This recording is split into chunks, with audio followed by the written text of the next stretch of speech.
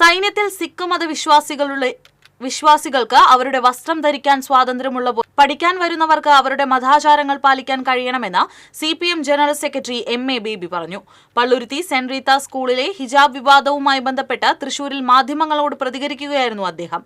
സ്കൂളുകളിലെ യൂണിഫോം രീതിക്ക് ചർച്ചകളിലൂടെ പൊതുമാനദണ്ഡം ഉണ്ടാകണമെന്നും MA ബേബി പറഞ്ഞു.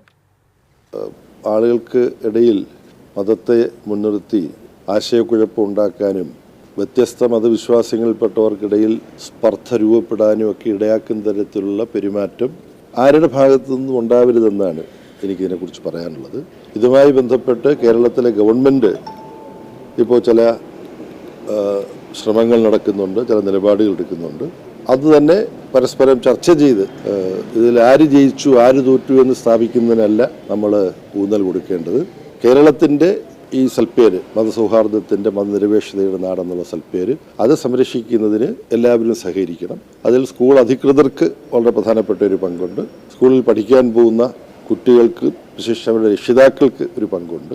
സൈന്യത്തിലെല്ലാം ചേരുന്ന സിഖ് മതവിശ്വാസികൾക്ക് അവരുടെ വസ്ത്രം ധരിക്കാനുള്ള സ്വാതന്ത്ര്യവും എല്ലാം അനുവദിക്കുന്നുണ്ട്. അതുപോലെ പഠിക്കാൻ വരുന്നവർക്കും അവരുടെ മതാചാരങ്ങൾ പാലിക്കാൻ കഴിയണം.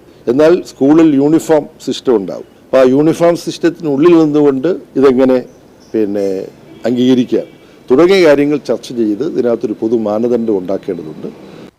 മതസൗഹാർദ്ദത്തിൽ കേരളത്തിനുള്ള സൽപ്പേര് സംരക്ഷിക്കാൻ വാശി വെടിഞ്ഞ് ഇരു കൂട്ടരും അനുരഞ്ജനത്തിന് തയ്യാറാകണം.